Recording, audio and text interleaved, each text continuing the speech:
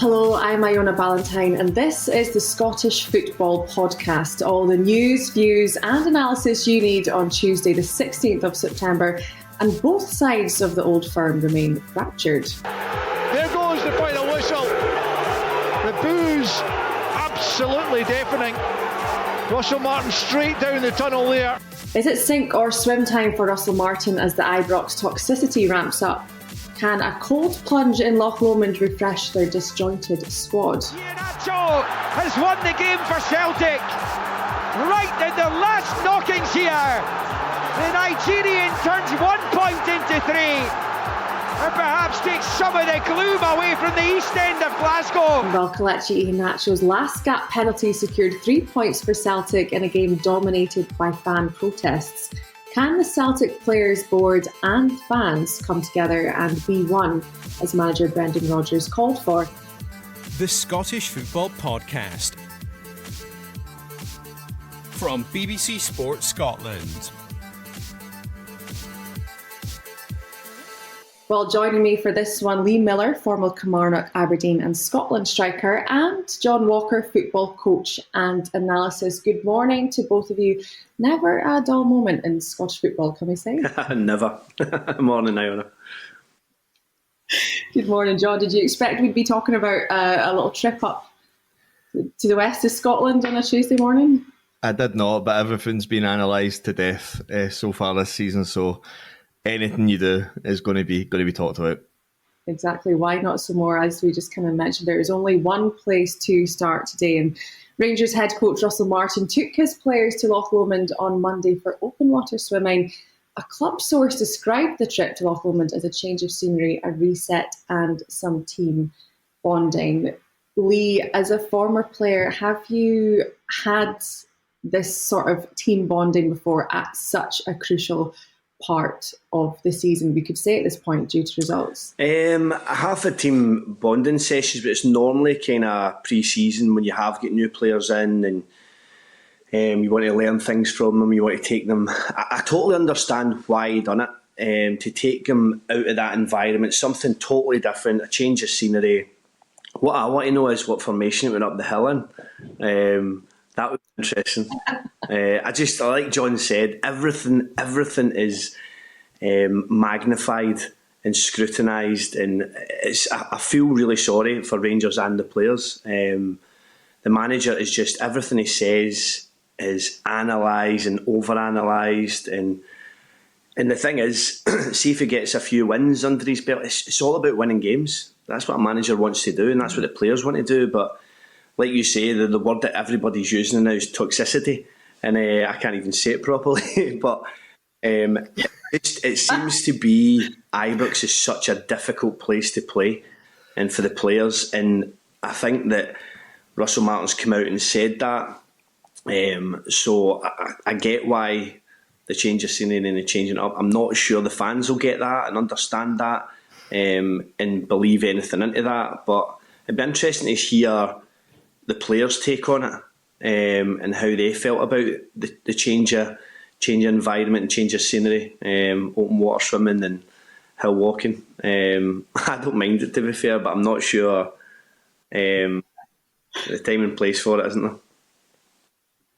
Yeah, exactly. And after the result of the weekend, that's quite difficult. And that's the thing, John, as well, because if Rangers do go on to win after this and form picks up, great. Was that the best thing to do? If it doesn't, they're just under more scrutiny. That's all it is at Rangers. Every good decision, every bad decision only matters if you win or lose, and that's an understanding that the fans have had for a long time, and they forget every time a new manager comes in. We're used to a new manager. We're used to a cycle being a new manager coming in and getting a new manager bounce. This is the first time that we've had the opposite. It's kind of blown up when it's bounced off the pavement. I don't know if that's a good or bad thing. This is the worst start we've ever had. I know from, if you listen to players, if you listen to Russell Martin, I know people don't, this isn't a popular opinion, if you actually listen to some of the words he says sometimes, he'll give you all the clues that's there. When he got asked about the result, he said, I've got 23 human beings that I need to look after first. It's not the same people I see Monday to Friday as I see on a Saturday. He talked about anxiousness. I know people pulled up the Swansea and Southampton comments in the same situation. It's because Rangers is just a magnified spectacle of football fans. Football fans are insane at every single club. It just depends which cycle you're going through. If it's good, they're insane because the crowds are amazing and the atmosphere is brilliant. If it's bad, they're insane because they're waiting for you outside the car park.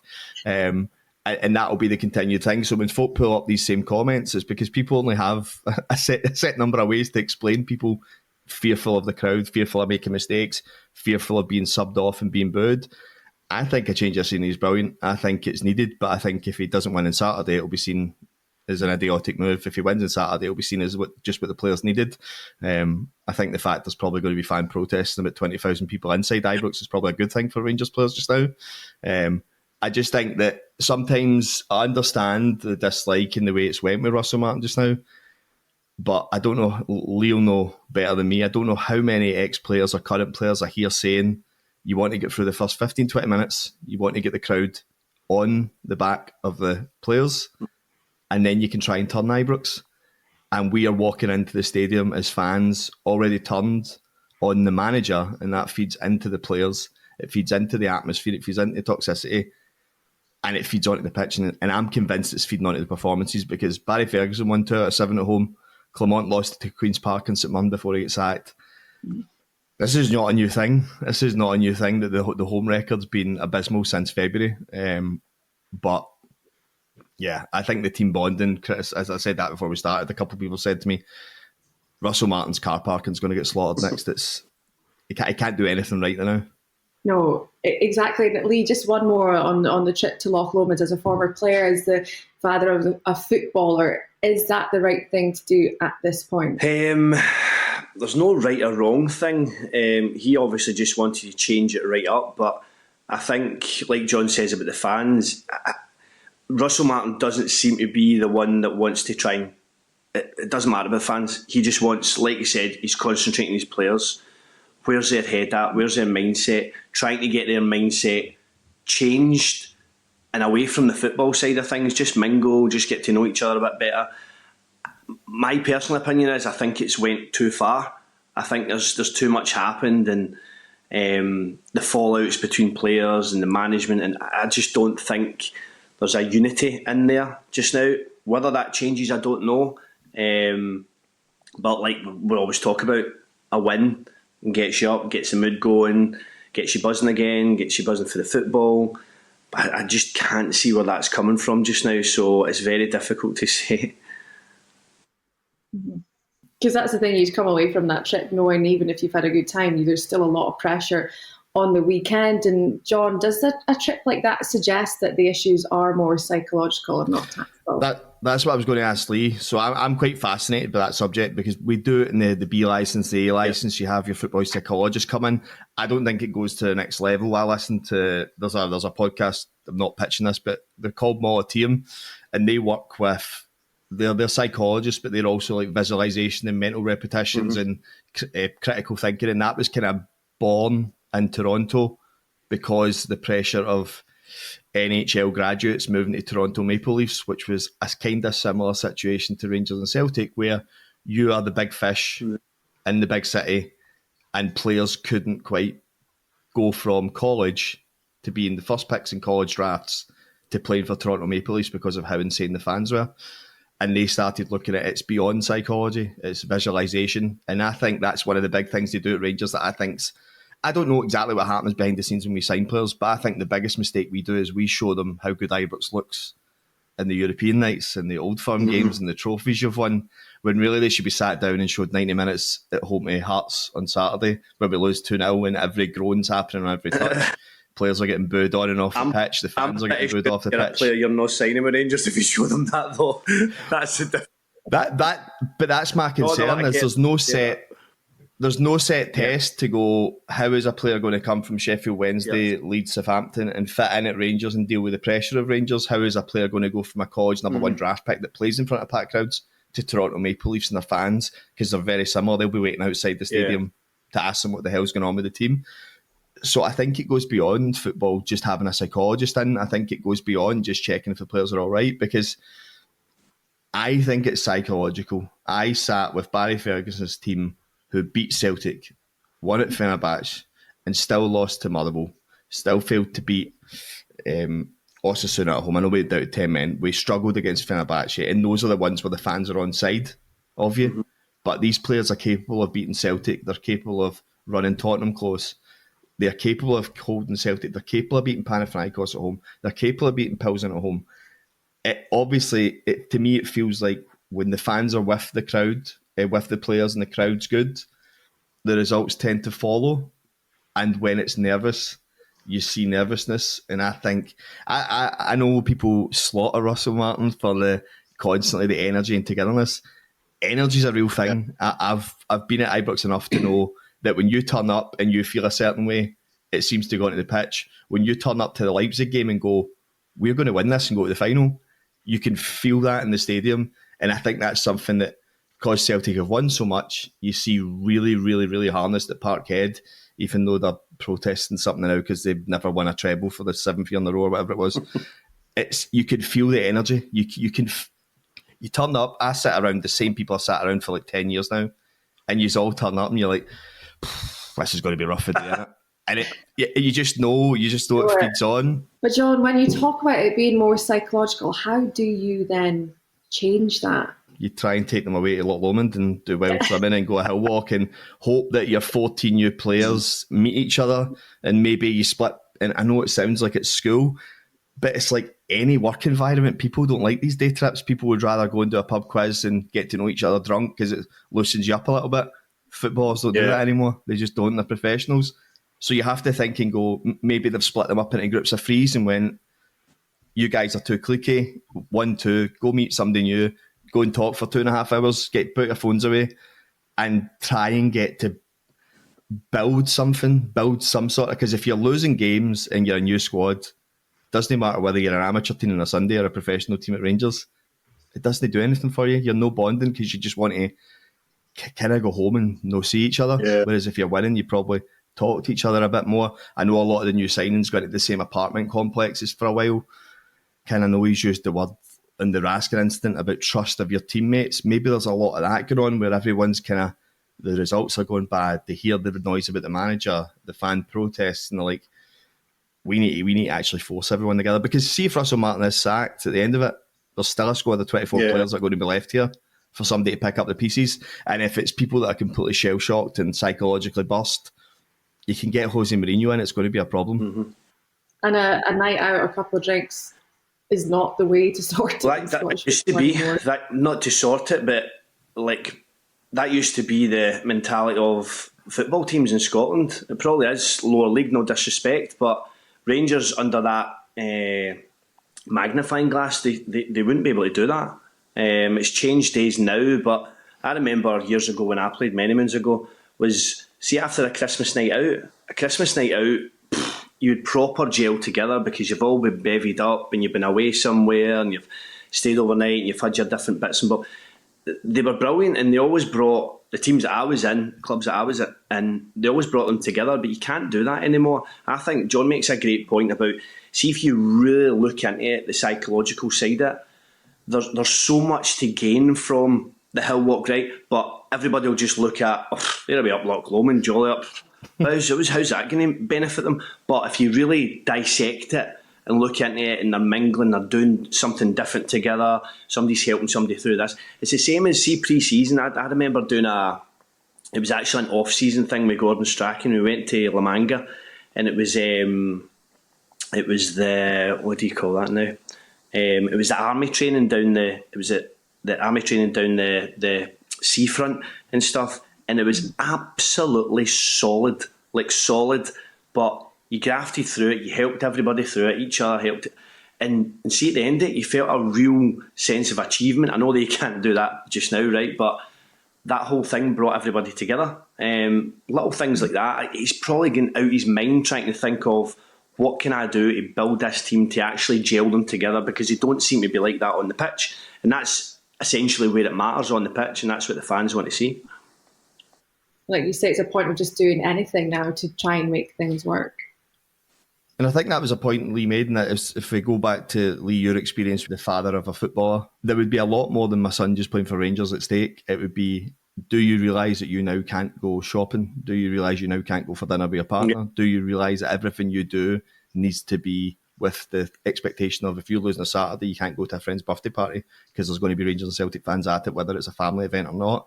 Do you realise that your whole life is impacted? And I know that from some of the younger players that have joined from other countries, and they're going, you can't go out. You can't do anything. It goes, I go a walk in a park. Something shouted at us. It goes, you can't even go out for a walk. So there's like that kind of culture and environment of you literally are giving up your life completely to be 24/7 in this culture of Rangers or Celtic. The fishbowl. And there's no escape. There's no escape from it. There's no escape everywhere you turn. So when they go, why are players getting a day off to go do Loch Lomond? Why are players even getting a day off to rest? You go, because they are mentally drained. If you are winning at Rangers or Celtic, you could walk around the city, you could go shopping, and the most there is abuse you're going to get from the opposition, and that's fine. When you're losing, you don't want to just sit in your house on your own. You maybe don't want to go to work, because it's the same as any job, whether people want to admit it or not. Football is a job for most of these people, and that's the way it's been sold now. What do you do? You need to do something to break the cycle. Yeah, because when results aren't going your way and you are stuck at home, that is difficult on the mind too. Yeah, the first time I kind of noticed that, it's on a smaller scale, obviously, going up to Aberdeen, I didn't realise, no disrespect, I didn't realise how big a club Aberdeen was until I went up there. And it's the same kind of thing, it's a fishbowl. See, if you're doing well, the fans are buzzing, you'll go to Tesco, you'll go to a supermarket, oh, big man, you're doing brilliant. See when it's going wrong and you're not playing well and you're not having a good time, they don't miss you. They don't miss you, and they'll say wee snidey comments, you'll get grilled at going down the street. I think, talking about Lennon in terms of being my son in a football environment, he's seen that. He's understood that. He's been brought up with Scottish football. He sees the different lifestyles and stuff, and that's why essentially he wanted to go away and learn his trade and do his different cultures and whatnot, and hopefully thrive and kick on. So, but it's just, it's a real bad time for the old firm just now, and just the way it's going is toxic. Leah, I also want to ask, how difficult as a player is it to work in an environment where the manager doesn't have the support of the fans? It is difficult. Well, it is, because every player in that dressing room will probably have their own opinion on Russell Martin. Some will like them, some won't. That just happens in football. But at the end of the day, if you're getting picked to play on a Saturday or play on game day, you go and do your best for the club, and you go and work to what the manager is telling you to do.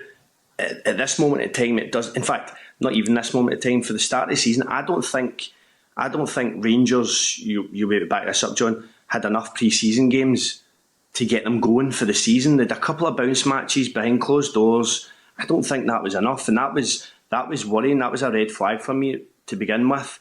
And then so you get into the season, and the first game, I think the opening game of the season was Motherwell at home.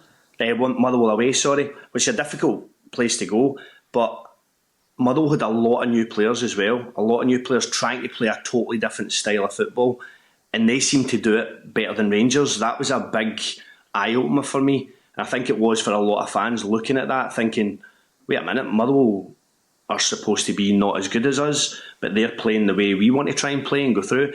So that, I think, opened a lot of Scottish fans and a lot of Scottish media's eyes to the fact that this doesn't seem to be working. See, as a manager, see when you're preparing your team, and this is what Russell Martin keeps saying, they're training brilliant through the week, they're preparing, they're probably doing loads of patterns of play, and they're doing it brilliant and effective against shadow players and that, thinking, right, we've got this for the weekend, and then they just don't do it. They go across that white line. There's no more frustrating thing, and as a manager, seeing your team doing something you've totally not worked on through the week. It's just frustrating. You can shout at the side, you can tell them whatever, you can get them in at half time and say, listen, it needs to be better, we need to do this, tweak this and that. But essentially, they're football players, they can do whatever they want on the pitch. Yeah, they'll get subbed and they'll get changed, but you can't sub 11 players. So it's a wee bit of disconnect, in my opinion. John, can I ask you, how long realistically does Russell Martin have to turn things around, just very briefly? For me, he's not going to go anywhere fast. I don't think the 49ers group, I don't think the way that we work now, it's one of those ones where it's like, how long's a piece of string? Because for me, it's going, if results continue to be beaten at home and you continue to lose games, you can't stay in a manager of any club. It doesn't matter whether it's Rangers, Celtic, Motherwell, Hamilton. If you keep losing, you're going to lose your job, unfortunately. But for me, I think they'll look at it and go, if we change, if they've had those honest conversations with the players when they come over before the Celtic game and said, what's the issue here? And they've been open and honest and went, there's a problem with Ibrox, there's a problem with mentality, there's a problem with, because that's what Billy Dodds and Barry Ferguson said, there's a problem with anxiousness and fear playing at home when the crowd turns. If they've heard that from players and senior players, it really depends what they're saying. If they're backing Russell Martin, they go, right, this is something we need to work through, because if we bring in a different manager, it's going to be the same issue. And if we change our manager now, bring in another manager, and then continue to lose games the way we have been at home, then what do we do? Then we're an organisation that's made 2 managerial appointments in 6 months, and then we don't know what we're doing. So again, it will be totally down to results. If he beats Hibs on Saturday and can then go and win the European game and then beat Livingston Falkirk away, it won't change fans' opinion. 99.99999% are out. They're done. I'm probably in a room of 1 or 2 now, constantly having fights with my brother. But I don't think 2 months ago I thought it was the right appointment. Right now, I think it's the club's had to change a whole culture. When I think of the comparison to Motherwell and their style of play, I remember the goal Motherwell conceded against either Peterborough or Clyde, where the goalie was 35 yards out. What I'll tell you right now is if that happened with that guy as a Rangers manager, the pressure would have built intensely to the point that players would have heard about it and players would have started to get anxious about playing out, and it would have been a different formality to what Motherwell are experiencing right now. It's the intensity, it's the anxiousness, it's the size of the club, it's the fans being 24/7. It's a bit of everything. So it's changing a whole culture at Rangers, and I think that's what 49ers Group have seen, and I think that's why Russell Martin will get more time than folk expect due to results, is I think they know what and how bad. I go back to the Steven Gerrard comment. Sorry to rattle on here. Steven Gerrard nailed it 5 years ago. You can keep replaying that interview. Fix your roof while it's sunny. The house is now flooded. It's completely battered. Every room's a mess.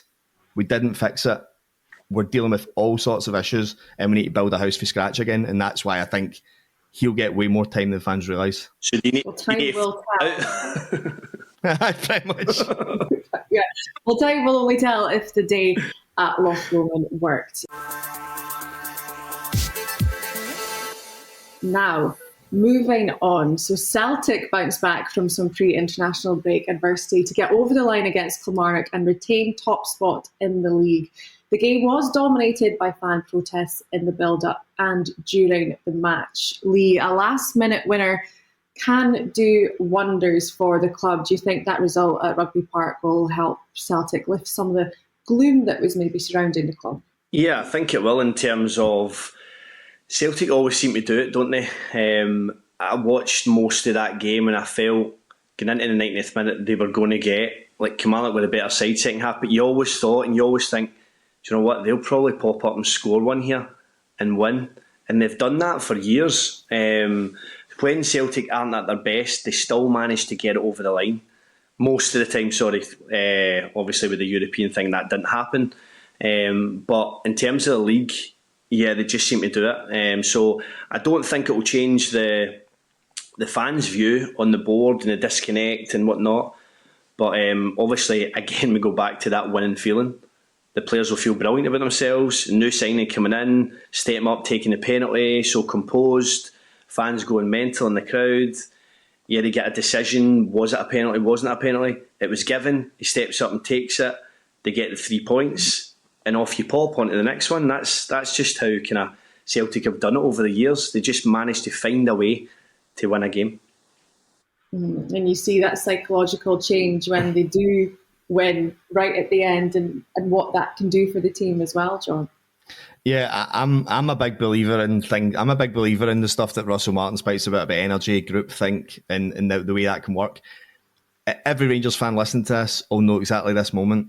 There'll be a moment in the group chat when Celtic are drawing a game, 85 minutes, and somebody will say Celtic are drawing, and then 5 or 6 people go, they'll get a goal, mate. They always do. And I don't know whether that's the energy of their fans, because I do think I don't think there's a difference between Rangers and Celtic fans. I think if I look at like Union Bears and the ultra kind of groups, they support and sing the whole way through their game. Celtic fans are currently used to winning, and I think they understand that there is a goal coming, and I think they believe there's a goal coming all the time. I think right now Rangers fans go and believe we're going to concede a goal, and both seem to keep happening. But there does, and it's been since I go back to Martin O'Neill, it seems like Celtic have pretty much won title after title with about 6 or 7 games we'll have scored in the last 5 minutes of games. Yeah. And I think it becomes like a group thing, energy thing, where you go, you know it's coming. We all know it's coming. Everyone in the group chat knows it's coming. And when it comes, you still get annoyed that it's coming. You go, we knew this was going to happen. I don't know what we're shocked about. But that was just yet another example. Doesn't matter whether it was a deserved or not. They were in the box for the shot to hit off the guy that was going on target. So they were there for the reason. I know it was a poor decision, but it comes because I think there is a belief. What Celtic's new signings have got on their side is they've got a team of winners and a manager that's a winner. And that's easy to transition those players into. And even taking a player like Ioniacho, who we've kind of had a laugh and a joke about the state of this player's going to be. It's a guy that was scoring goals in the Premier League 3 years ago. So all we've done is given him the opportunity to come off the bench, be a hero, get confidence, get himself fit. And that's going to be another success story for Celtic probably throughout the season. Lee, do you think the players will have taken much notice of the off-the-park goings-on beforehand? No, I personally don't. When I was involved in football, I just blanked everything out. See, when you go on that pitch, see when you cross that line, you're prepared. And I'm pretty sure Brendan Rodgers would have had the players prepared solely on beating Kilmarnock. Once you cross that line, you blank everything out. You play for each player round about you to try and win that game of football. So no, one of the times I've tried to recap on my career, it was when Romanov was taking over at Hearts, and I was there for 6 months on loan. And there was loads of things happening behind the scenes, loads, even my contract, trying to get that sorted out and stuff. See, as soon as I crossed that line, just blanked it all out. Blanked it all out and tried to play the best I could play, because at the end of the day, whether you're going to be there as a player or trying to get a move, you need to play the best to your ability and try and take on board what the manager's saying and trying to get that win. But you need to produce the goods yourself. So, no, I don't think it will bother them at all. I think they've got a strong mentality where they just go on, and Brendan Rodgers has got them drilled. This is what we do. Keep playing the way you're playing and you'll get that goal, and that's what seems to happen. John, energy seems to be our word of the day for Celtic. They want to use it more going ahead throughout the season. For Rangers, they need to find it, don't they?